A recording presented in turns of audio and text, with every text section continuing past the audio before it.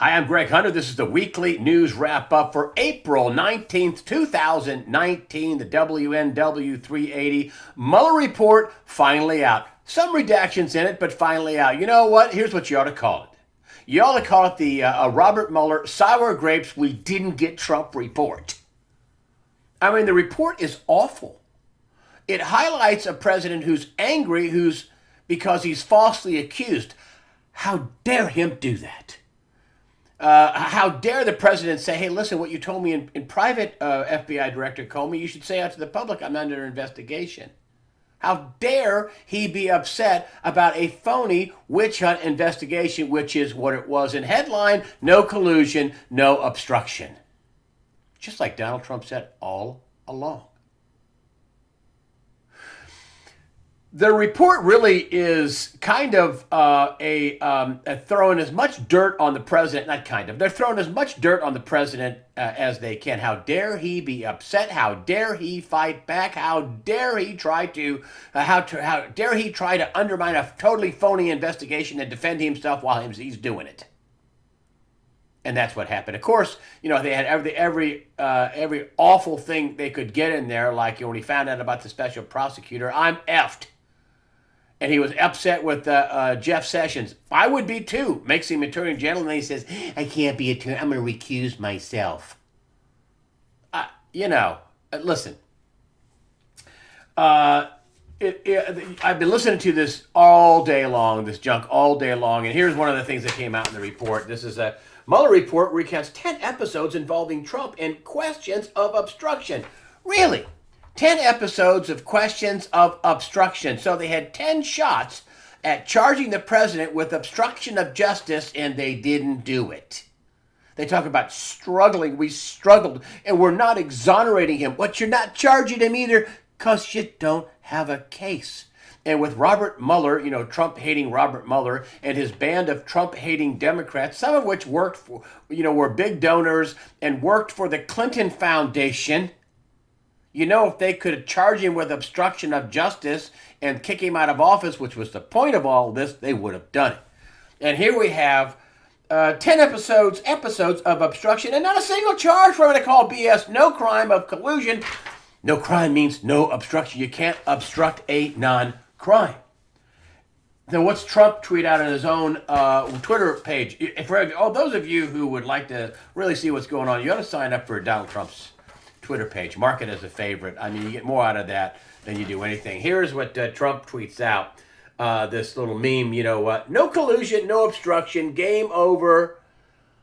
From the haters, you have for the haters and the radical left Democrats, it's game over. This means more than just game over, because now that this game is over, the other game is over too. Listen, folks, I've been saying this for a long time. This was treason and sedition, and they hatched a plan to try to knock out a president because they're all going to jail because of the corruption and crime and treason they had already committed. This whole deal with Hillary Clinton, and I've said it a million times, but I'm going to say it again, surrounded her private servers because she had to have them to cover the fact that she was taking treasonous bribes to a global charity fraud. That's what she did. And Chell Bell, the daughter, oversaw a global charity fraud. A treasonous global charity fraud. That's why they had to exonerate her. And big players in the government were exonerating her and ignoring what they were doing. I mean, just take Haiti, the earthquake. The Clinton Foundation collected $1 billion to $4 billion, at least $1 billion, up to $4 billion. The people in Haiti didn't get it. They squealed and squawked and protested, and people in Congress on both sides of the aisle, not a word. That from your first black president, Bill Clinton, ripping off black people down in Haiti. They needed the money. The Clinton Foundation took the money and never gave it to the people, the Haitian people. The Haitian people hate the Clintons. That's the reason why. And then you have Donald Trump tweeting out, and this is right from, this is the real Donald Trump, verified account, real Donald Trump. The greatest political hoax of all time. Crimes were committed by crooked, dirty cops, the DNC, and the Democrats, and also the deep state. he's going to take these people out, folks. You have the Horowitz report that's on FISA. I mean, the balls of fired FBI Director James Comey. We had a court order to look into the Trump campaign, to spy on him. I don't call that spying, really. So let me get this straight. So you using a phony report paid for by the DNC and Hillary Clinton, and to fraudulently apply for a spy warrant at the FISA court, you think that's okay, and you sign off on it, James Comey. You think you're going to get off with that. You think you're not going to, there's no downside for committing a fraud and a treasonous act to try to take out a president. That's what you were doing. They started a phony counterintelligence operation. There was no crime by the time Mueller was seated. Therefore, the Mueller investigation was illegitimate, and they did find no collusion, and they did find no obstruction because there wasn't any. That's just that simple. But yet the Democrats can't give up the con. And they're going to go after the top Democrats all on today. We're going to go after Richard Barr's a puppet of Donald Trump, and we're going to go after the president, and we need all the unredacted pieces of the Mueller report, and they're going to go after Donald Trump, and they're going to try to impeach him, and you have Jeffrey Toobin, that stooge on CNN, basically saying, well, this is an invitation for impeachment. Oh my gosh. That's going to backfire miserably on the Democrats, because actually this is all they have. I mean, look at the wacko field of Democrats and all the stuff, all the things that they want to do to you, all the negative. They want to raise your taxes. They want to have Medicare for all. Bernie Sanders admits, yeah, it's going to raise your taxes a lot. They want open borders, but yet Medicaid for all. So they want to give everybody health benefits, raise your taxes. They want to take away your Second Amendment rights. They want to take away your First Amendment rights. Hillary Clinton said that as a candidate, that there are limits to the First Amendment, limits to the Second Amendment, and limits to the first two, which is freedom of religion and freedom of speech. They want to have the Green New Deal. They don't want you eating meat. They don't like cow flatulation. They want to build railroads over the ocean. That's what's in the Green New Deal. They want to kill babies outside the womb. This is all the stuff they want to do, folks. How are they going to win on that? I don't see how they're going to win on that. And so they're going to try to knock Donald Trump out. They're going to still try to knock him out. They signed this pact between the top members, Democrat members of Congress. They were going to resist. They were going to take them out. You're supposed to do the people's business, not take out the opposing candidate when you lose. Oh, they don't have anything else but this, because they can't run on all the other awful things that they're going to do to you. Fox is putting on, what's his name, Buttigieg or Butt Gerbil or whatever his name is, the mayor. They're going to put him on in the future. They had Bernie Sanders on. Of course, not a lot of tough questions, but Fox is kind of flipped over to the left. Now, I did hear a really good analysis from Rush Limbaugh saying, well, listen, they have undercut, the social justice, George Soros-funded boycotting of Fox, and they're trying to be fair, and they're going to make it really tough for companies to pull their advertising. Yeah, but listen, they called the election an hour and a half early in 2018 on the West Coast, and a half hour early in the Rocky Mountain time zone, and they didn't say anything about that. They had no way of doing that. That's Fox News. But thank goodness for, Ingram and Hannity and Lou Dobbs and, other people there, Tucker Carlson. I mean, they really can't say, they can't even bring up Seth Rich. They can't bring up Seth Rich. And yet here we have the pundits and progressives and Mueller report explicit invitation to Congress to impeach the president. And I predict this is going to be a huge backfire on the Dem. That's my prediction. You remember I've said that they're gonna do 500 or so days till the next election, and they are going to beat this dead horse into a bloody, furry pulp. There's not a chance that they're going to impeach the president on this. Not a chance. They're going to try. But then again, they don't have anything else. They don't have anything else. So, I say bring it on. They're going to look like fools because they certainly are doing the people. If they got wise and said, "Hey, let's see if we could cut some deals, and we could be the party that works with the Republicans, and okay, so we don't get everything we want in healthcare, but we can fix that. We can fix some other stuff." No, open borders, no healthcare, not fix anything. Haven't passed a single piece of legislation yet since they were elected. Doesn't look like there's anything that they're going to pass, and they're going to put all their marbles, all their money on black 12 to try to get Trump or whatever. They're gonna bet it all, and they are going to lose. Mark my words.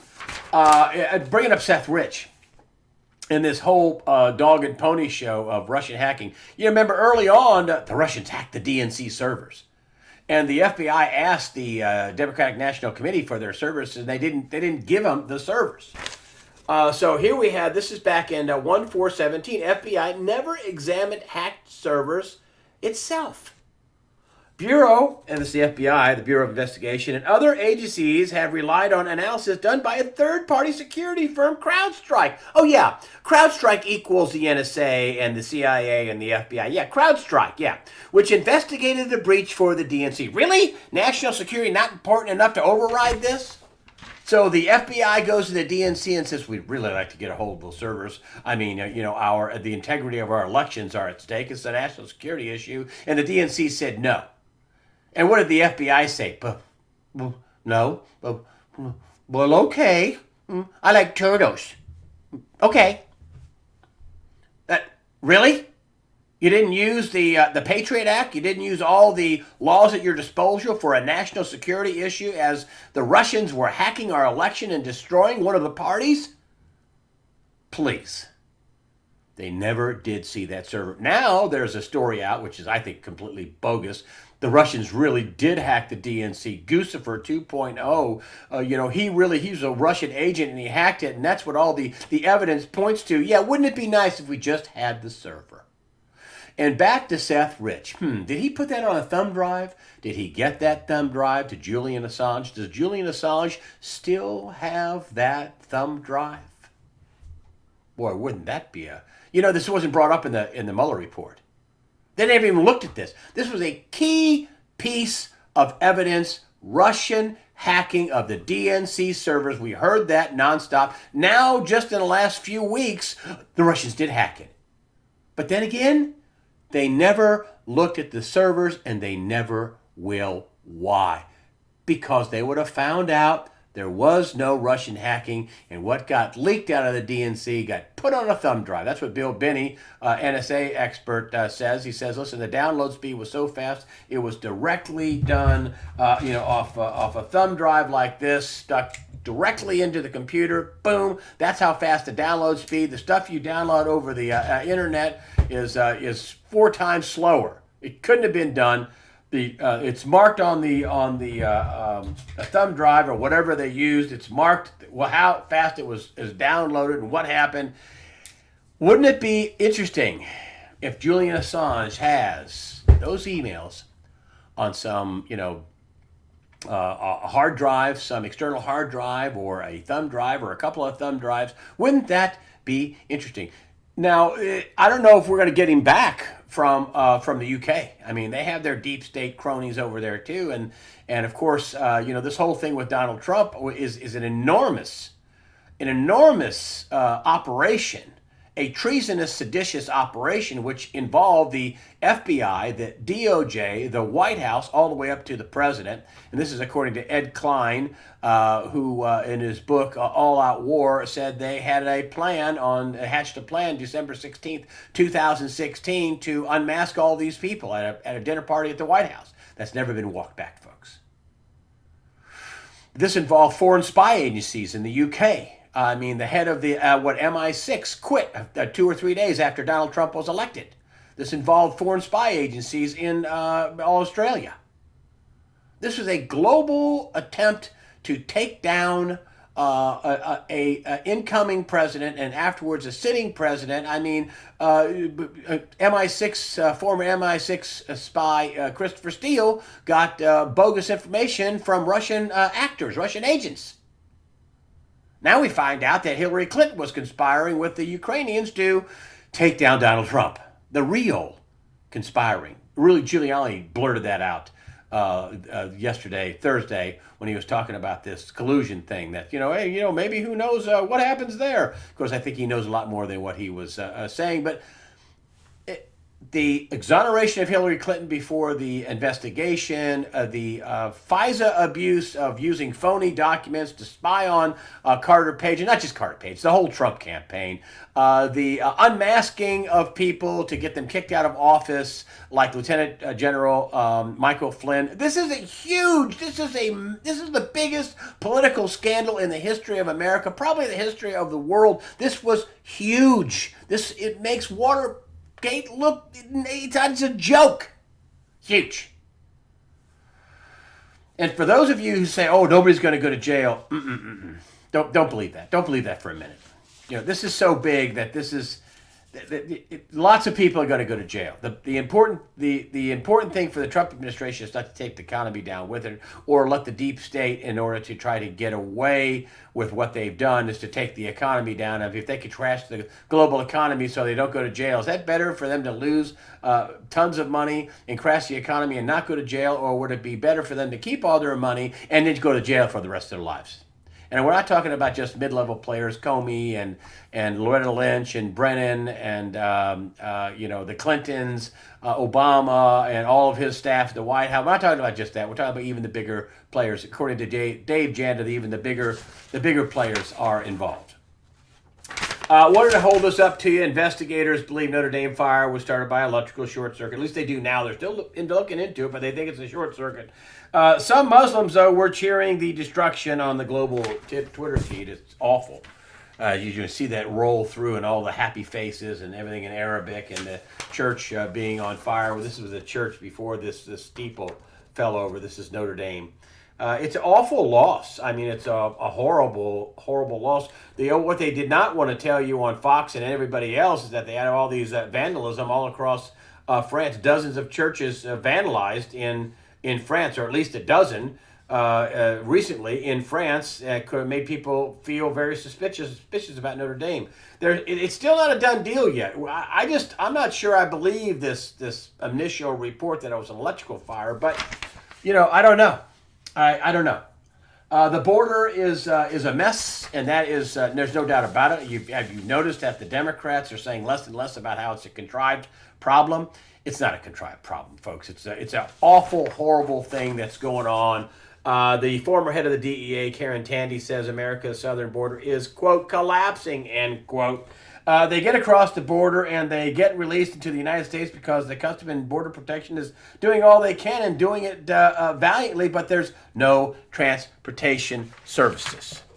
They are making some moves. I mean, you have Ben Carson over at HUD who's moving to remove housing for illegal aliens. You don't get that housing, you don't get that benefit to have a free place to stay when you come up here illegally, which I think is outrageous. If you cut off all the stuff and all the incentive for these people to come up here, free college, free school, free food stamps, free everything, free education. If they cut this off, you wouldn't have all these people up here. We're spending, tens of $1 billion a year on illegal aliens, including everything, all the crime, all the enforcement, all the welfare. It's just unbelievable. HUD's is moving to cancel illegal immigration public housing and the money to do it. That there was a bright spot, and of all places, the most anti-Trump court in America, the Ninth Circuit, agreed with Trump and said Trump can send asylum seekers back to Mexico to wait. But still, I mean, it is an unbelievable globalist. It's not just extemporaneous. It's people are doing this out of design and plan. Soros has been, I've talked about this in the past, paying for this. This is a globalist New World Order way to destroy America, to flood it. Saul Alinsky, flood the zone, try to get all these people up here, collapse the system, or at least have tons of illegal voters, so many that's hard to stop them all, and try to win an election. I mean, this is all the Democrats have. This is all the New World Order has. And the Democrats really are no longer the party of working people. They're the party of the New World Order. And what the New World Order wants to do to the common person is awful. And so this is all, going after Trump is all they got. Flooding the zone with illegal aliens is all they got. That's what they don't, I heard one Democrat saying, we're talking about jobs in health care. Really? Medicare for all tax? You're going to have open borders and Medicare for all. Really? Sanders begrudgingly admitted, well, your taxes are going up. But they're just telling you we're going to raise your taxes. You can pay your fair share. I mean, they're not even for the veterans and for the homeless here in America. Cher was like, oh, we can't take care of the people we have in Los Angeles. Really, Cher? You mean that Nirvana wet dream of lefty, wackadoodle socialism, Marxist, communistville is an ugly ending to your Nirvana? Really? I wanted to talk about Yemen. I've talked about Venezuela, and much the same thing is going on in Yemen. Outside players in a fight for resources and turf. That's what's going on in Venezuela. It's still going on. And I wanted to bring up this about Trump vetoes resolution to end military support for the Saudi-led war in Yemen. Now, let me show you where Yemen is, because I want you to see this. And all you hear is America's bad, and they're killing all these people, and all this. They did that, what? Hold on a minute. The Houthis in the eastern part of Yemen, here is Yemen. And in this part of Yemen is mostly controlled by the Houthi rebels, which are supplied by Iran. This right here is the Strait of Mandeb, right here. Strait of Mandeb, it's only 20 miles wide. You notice that if this line comes down, comes straight down here, and they get this whole peninsula, and they control one side of the Mandeb Strait, which they'll control it all. It's only 20 miles wide. Can you imagine the effect that it will have on shipping? Going up into the Suez Canal and going into the Mediterranean. Can you imagine that? The Iranians want to control Yemen, at least half of Yemen. And I think one of their prizes is this right here. They also want to control Yemen because their arch enemy, Saudi Arabia, they don't like them. They want to attack them, and they're using the Houthi rebels as a proxy. Now, of course, the United States does not want to have this strategic location to fall into the hands of the Iranians. Then the Iranians would have a sway over the Strait of Mandeb, and also, I think it's Hell's Gate, but I think also the Strait of Hormuz that exits the eastern part of the Persian Gulf. On top of that, the Iranians, again, using funding for the last 4 years, and I'm telling you, listen, they are funding the Houthi government. They're on the brink of famine there. Tens of thousands have been killed. And listen, all that would stop if the Iranians would stop funding the Houthi rebels. And yet they don't. So America is in a funny position where they can't stop funding the Saudis who are fighting these guys on their southern border. This is another bad effect of the no signature deal, the fraud of the Iran deal, where they did $150 billion and there were no signatures. According to the Kerry State Department, nobody signed it. A total fraud scam where plane loads of cash were flown into Tehran and nobody signed it because they were all taking bribes, according to one high-ranking Iranian official who is tweeting that out on the global Twitter feed. On top of that, Dave Jandis says, well, there was a drug deal in the thing too, which is why John Kerry, the seditious, treasonous former Secretary of State, was over in Iran trying to save that deal. He had no business being over there. That's just yet another one of the many different crimes that are going to be prosecuted in the future. But that's the problem with this. So, listen, I am not advocating war. I don't know what you think I am. I had one friend of mine tell me, are you for this? Listen, I'm not for war, but this, you can't just walk away and let Iran take over the Strait of Mandeb and eastern Yemen and to use as a launching pad with their proxies to continually fire missiles and attack Saudi Arabia, which is why this is going on. Saudi Arabia is fighting for its life. The United States doesn't want to see, and this is where the coal got blown up is in Yemen. Remember that. So, I don't want war, but I'm telling you how it is. This is a fight for real estate, for the Strait. This is a fight because the Iranians hate the Saudis. That's Sunni, which is the Saudis, and the Shia, which is the Iranians, and they're funding this Houthi war and been doing so for 4 years with the money from the phony, fraudulent, fake, total fraud of the Iran nuclear deal. And so, do I want to see this? No, but I'm explaining to you what's going on and why it's going on. And you have Tulsi Gabbard, who is saying that Donald Trump is just being big brother to Saudi Arabia. Do you know what happens to the dollar if Saudi Arabia does fall? If we allow Saudi Arabia to fall, does anybody have any idea what happens to the U.S. dollar? They're still trading oil in Saudi Arabia in dollars. Anybody know what happens? You know what happens to our privilege, and do you know what happens to our lifestyle if that's abruptly ended? Not good. And I'm not saying I support the Saudis. I mean, after all, they were 11 of them were on board and they flew into the towers, right? Although I don't believe the official story with that at all, period. You can't explain Building 7, but that's just another day and another weekly news wrap-up. You can't explain Building 7 being hit by nothing and falling straight down.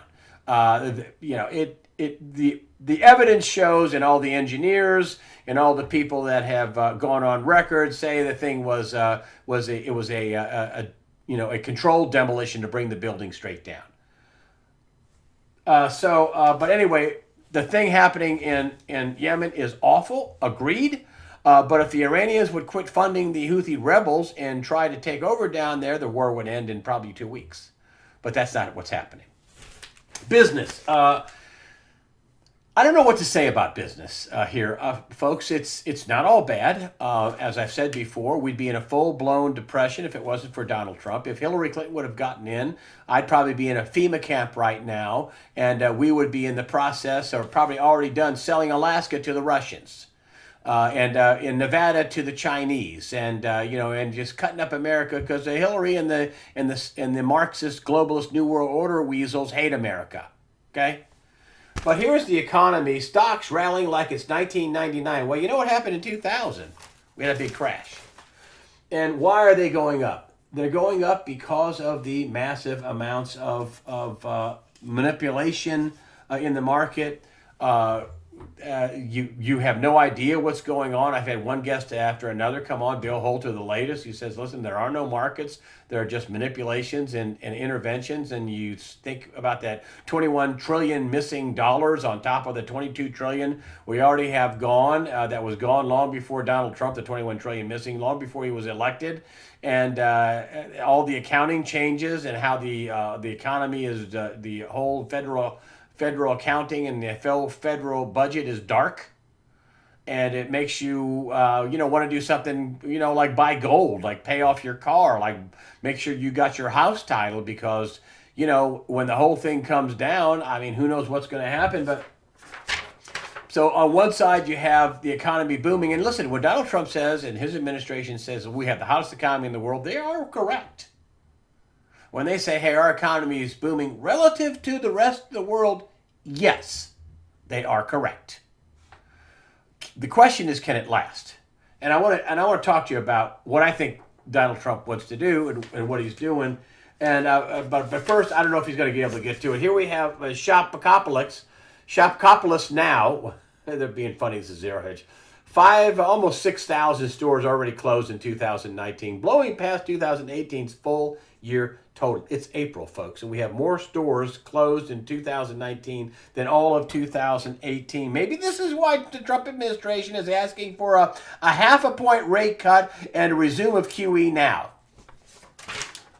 Because all is not great in the economic world. If you think you have the hottest economy, and you think that the economy is booming, and then on one side we have low unemployment, on the other side we have record store closing. On one side you have a record Dow, on the other side you have record consumer indebtedness of $4 trillion. Got $1.5 trillion of college kids with student loans. We got a lot of debt in the economy.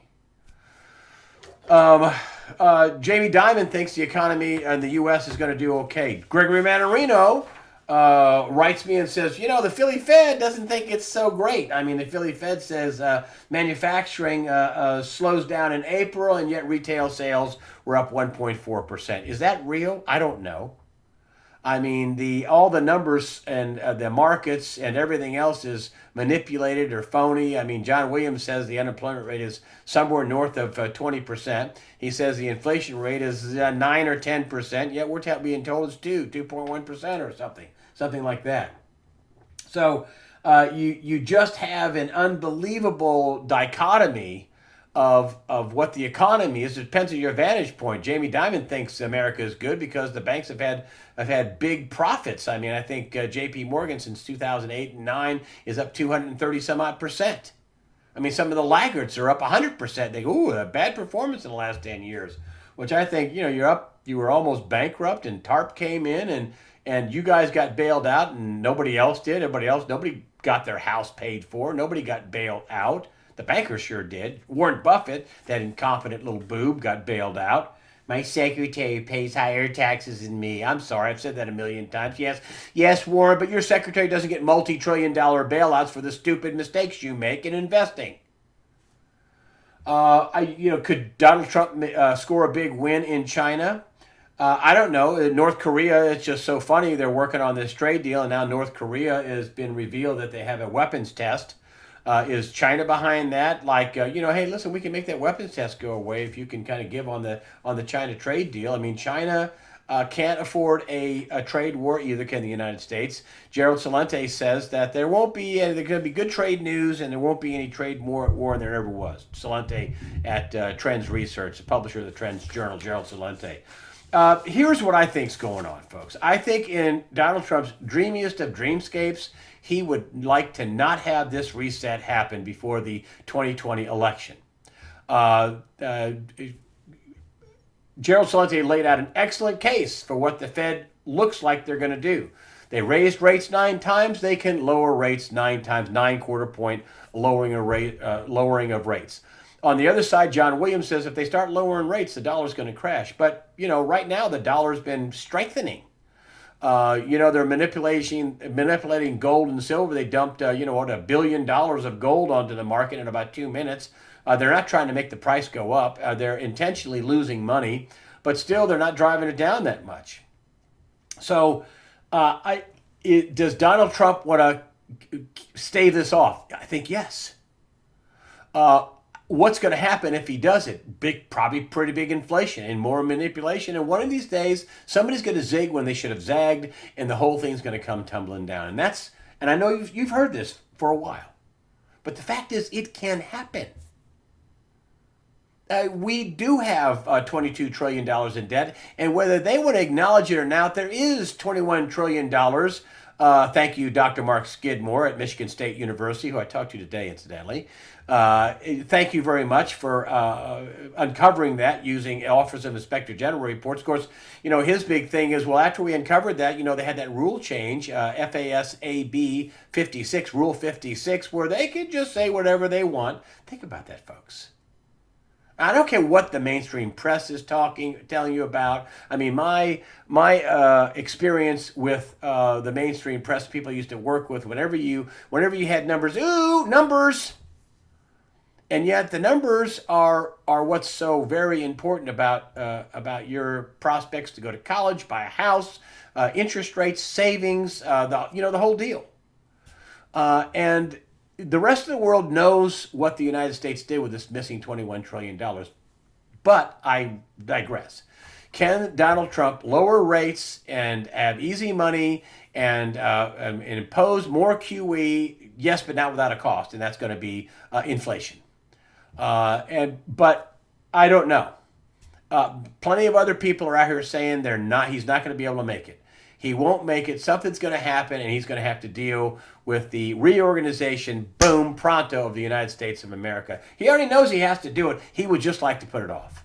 We're never paying this money back, folks. We're never paying it back. Please keep that in mind in your blue pill world, where you got your thing stuck in the back of your head and, well, this had a national championship and hey, Game of Thrones is back on for its final season and, all the stuff that doesn't make any difference. Folks, listen, you get ready and stay ready.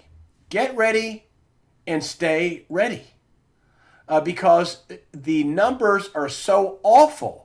Whether they're putting them off, manipulating interventions, the exchange stabilization fund, the Federal Reserve, collusion with the central banks, and all the above, can they keep putting that off? They're going to try.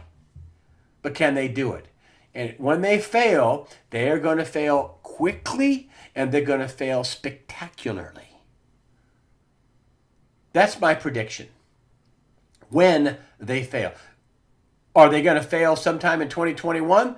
I'm sure Donald Trump would like to do it at the very beginning of his second term. Is he going to be able to get there? Don't know. The candidates that are running against him are all awful. So no matter what happens, whatever Democrat, if that might get in there, would be awful. It'd be the end of America, the end of the Constitution, the end of freedom, the end of all of our rights. It would be the end of America if one of these radical Marxist New World Order Democrats get in there. Awful. But you still have to get ready and stay ready. And with that, I want to tell you to prepare yourself mentally, physically, above all spiritually. When I say above all spiritually, I'm not talking about praying to Buddha. I'm not talking about that. They had some anchor I used to work with. Is you can get your life 10% better, and it's it's one of the former anchors who's a Buddhist. I'm not talking about that. That's not going to make your life better. What's going to make your life better is Jesus Christ. Period. He's the real deal. Scientifically sourced. He really lived. He really did what he did. It's all scientifically sourced. Prepare yourself mentally, physically, above all spiritually. Fear not. God the Father and His Son Jesus Christ are firmly in control. And I want to thank you very much for supporting USA Watchdog with your comments and your donations. That helps us out. Again, fear not. Prepare yourself mentally, physically, and above all spiritually. Fear not. God the Father and His Son Jesus Christ are firmly in control. I know I said it twice, but it's okay. Bye.